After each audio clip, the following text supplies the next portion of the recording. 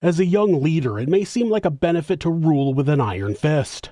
Show your strength and let your people know that you will not put up with any wrongdoing. For Caligula, he took that approach with his leadership and was sure that he would rule Rome forever.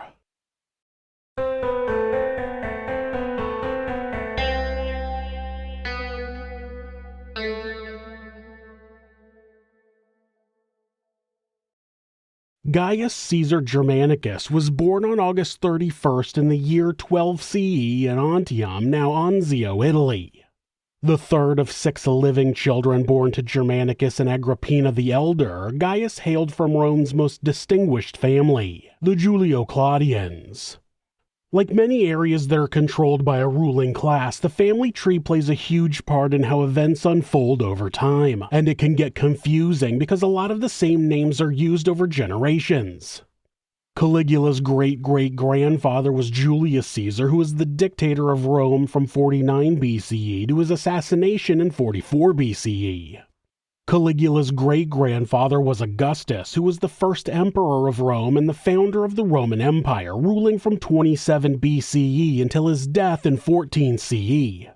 From there, Augustus's son Tiberius ruled until the year 37. Now, it's important to note that many people in the Roman Empire that are listed as a son were actually adopted, usually some other type of relative that took on the position of son to a father figure. Tiberius was Augustus's stepson, and Augustus was Julius Caesar's great-nephew. Tiberius went on to adopt Germanicus, which made him not blood-related to Augustus. That was good because Germanicus would marry Agrippina the Elder. Agrippina was the biological daughter of Julia the Elder and Marcus Vipsanius Agrippa, and Julia was the biological daughter of Augustus. Germanicus was a beloved leader in his own right. Gaius was close to his father and, at the age of 3, began frequently accompanying Germanicus on his military campaigns. In keeping with tradition, Gaius wore a uniform with a small pair of boots, earning him the nickname of Caligula, the Latin word for little boots. The name stuck with him for the rest of his life. On August 19th in the year 14, Augustus died and Tiberius quickly assumed power, dispatching Germanicus to Rome's eastern provinces for a diplomatic mission. There he fell ill and soon died. That brought theories that Tiberius was responsible for his death in order to make his biological son Drusus the Younger the heir to the Roman Empire. Caligula's mother publicly blamed Tiberius for her husband's death and craved revenge. In the year 29, Tiberius struck back.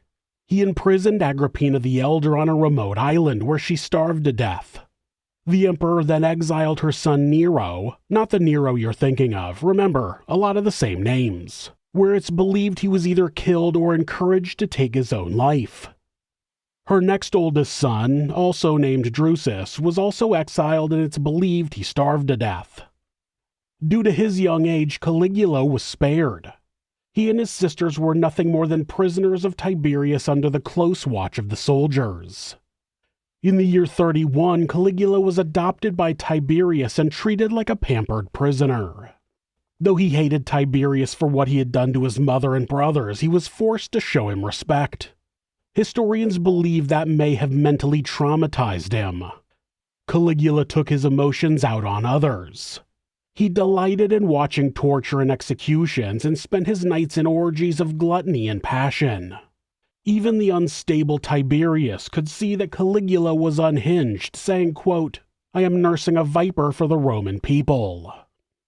Tiberius fell ill and died in March of 37.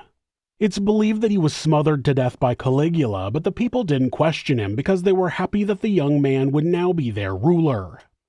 Tiberius had intended for Caligula and his grandson Gemellus to have joint rule over Rome, but with the help from Praetorian prefect Marco, Caligula had Tiberius's will nullified, excluding Gemellus from rule on the grounds of insanity. At 24 years old, Caligula, who had no experience in government, diplomacy, or war, was named by the Senate as the sole emperor of Rome.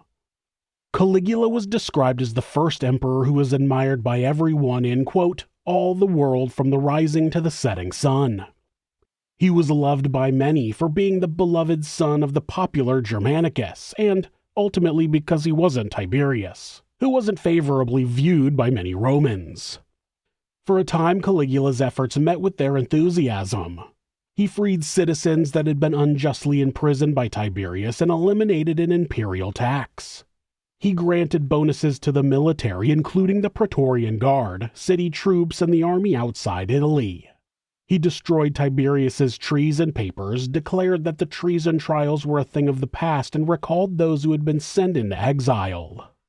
He also staged lavish events including chariot races, boxing matches, plays, and gladiator shows. However, 6 months into his rule, Caligula fell severely ill. Some believe he may have been poisoned, which seems reasonable as the Roman Empire seemed quite backstabby. For nearly a month, he hovered between life and death. In October of 37, he recovered, but it was quickly apparent that he was not the same person. He brought back the unpopular treason trials that had been implemented by Tiberius. He started to kill off or exile those who were close to him or who he saw as a serious threat. Perhaps his illness reminded him of his mortality and the desire of others to advance into his place. He had his cousin and adopted son Gemellus executed, an act that outraged Caligula and Gemellus's mutual grandmother Antonia Minor. She's said to have committed suicide, although Suetonius hints that Caligula actually poisoned her. He had his father-in-law and his brother-in-law executed as well.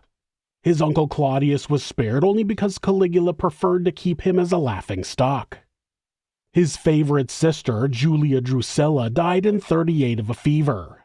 After her death, he had her deified as Diva Drusilla Panthea. His other two sisters, Livilla and Agrippina the Younger, were both exiled. He hated being the grandson of Agrippa and slandered Augustus by repeating a falsehood that his mother was actually conceived as the result of an incestuous relationship between Augustus and his daughter Julia the Elder. This story is a little hard to follow, so stay with me. Caligula didn't trust the prefect of Egypt, Aulus Servilius Flaccus. Flaccus had been loyal to Tiberius and had conspired against Caligula's mother and had connections with Egyptian separatists. In 38 CE, Caligula sent Herod Agrippa, the king of multiple Roman territories, to Alexandria unannounced to check on Flaccus. The visit was met with jeers from the Greek population, who saw Agrippa as the king of the Jews. Flaccus tried to placate both the Greek population and Caligula by having statues of the emperor placed in Jewish synagogues. As a result, riots broke out in the city. Caligula responded by removing Flaccus from his position and executing him. In the year 39, the state's treasury had been exhausted. It was believed that Caligula's extravagance and his payments to other political leaders for their loyalty was the cause. Ancient historians state that Caligula began falsely accusing, fining, and even killing individuals for the purpose of seizing their estates. Historians describe a number of Caligula's other desperate measures. Caligula asked the public to lend the state money. He levied taxes on lawsuits, weddings, and prostitution. He began auctioning the lives of the gladiators at shows. Wills that left items to Tiberius were reinterpreted to leave the items instead to Caligula. Centurions who had acquired property by plunder were forced to turn over spoils to the state. Despite financial difficulties, Caligula lavished money on building projects. Some were practical, such as aqueducts, harbors, and theaters. Some were just downright bizarre, like requisitioning hundreds of Roman merchant ships to construct a 2-mile or 3.2-kilometer floating bridge across the Bay of Bauli. Caligula, who could not swim, spent 2 days riding back and forth over it on his favorite horse Incitatus, wearing the breastplate of Alexander the Great. In the years 39 and 40, he led military campaigns to the Rhine and the English Channel, where he avoided battles in order to conduct theatrical displays, like commanding his troops to, quote, plunder the sea by gathering shells in their helmets. Caligula had 2 large ships constructed for himself. The ships were among the largest vessels in the ancient world. The smaller ship was designed as a temple dedicated to Diana. Diana was the goddess of the hunt, the moon, and nature. The larger ship was essentially an elaborate floating palace with marble floors and plumbing. It was basically the world's first super yacht. The two ships were discovered at the bottom of Lake Nemi and raised in 1930. 13 years after being raised, the ships were burned in an attack during World War II, and almost nothing remains of their hulls, though many archaeological treasures remain intact in the museum at Lake Nemi and the Museo Nazionale Romano at Rome. A brief famine occurred during the time of the financial crisis. Some historians claim that was the cause of the famine, but others believe that Caligula was using all the boats to build his floating bridge, which disrupted grain imports. Could have been a little of both. Also in 39, relations between Caligula and the Roman Senate deteriorated. Caligula reviewed Tiberius's records of treason trials and decided, based on their actions during those trials, that numerous senators were not trustworthy. He ordered a new set of investigations and trials. He replaced the consul and had several senators put to death. There are stories that other senators were degraded by being forced to wait on him and run beside his chariot. There is a popular story that Caligula appointed his favorite horse as senator in order to embarrass them further, but historians claim he never actually went through with it.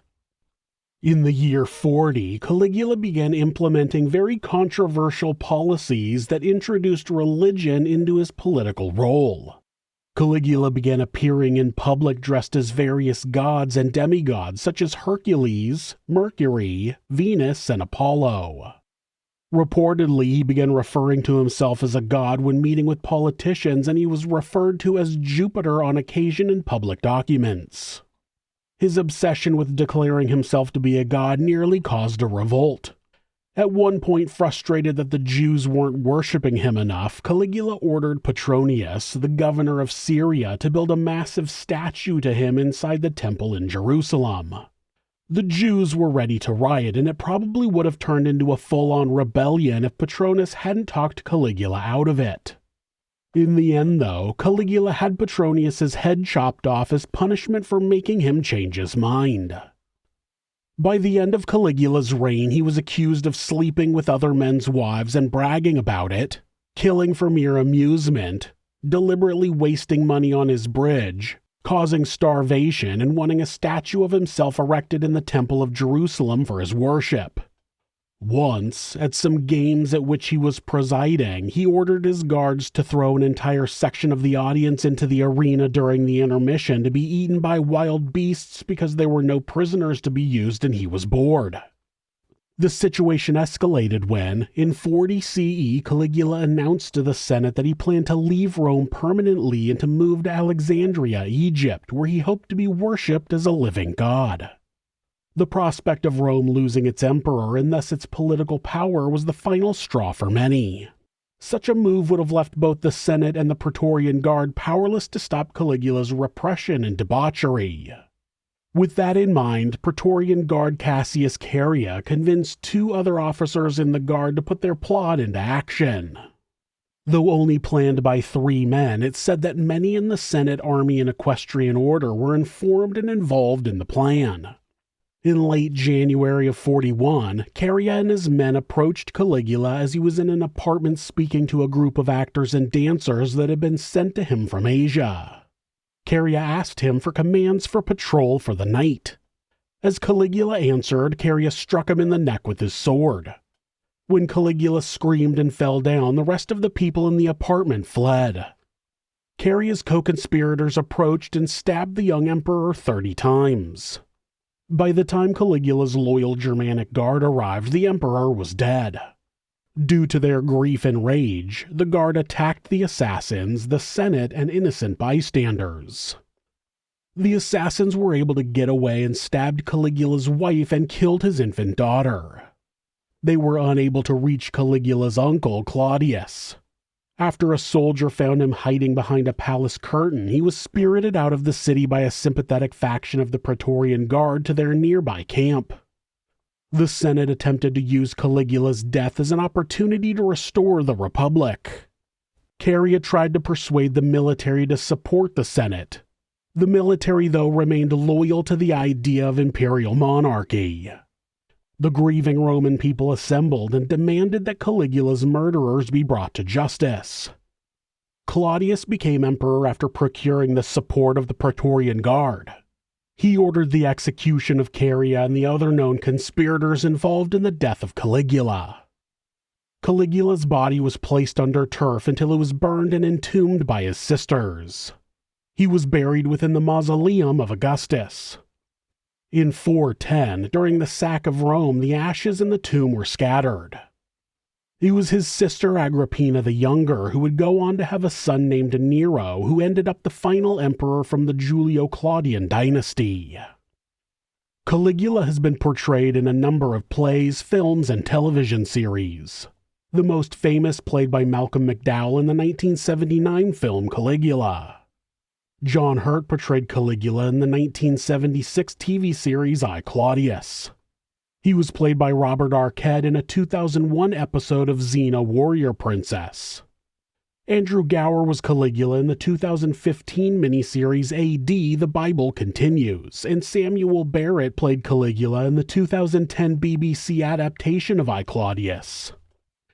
He grew up with violence and paranoia in a world where everyone was suspicious of everyone around them. That, coupled with an illness that may have affected him mentally, turned him into a ruthless tyrant. The type of ruthless tyrant that people felt needed to be stopped, and so he was. A fascinating story in history that is also an example of how not to be a leader. Thanks for watching This Is Monsters. New episodes are uploaded twice a week on Mondays and Thursdays. There are occasional bonus episodes covering unsolved cases in criminal history. If you have a suggestion for a case you think I should cover, leave it in the comments. You can always follow the channel on Instagram at thisis_monsters and purchase merch at thisismonsters.com. Thanks so much, and be safe.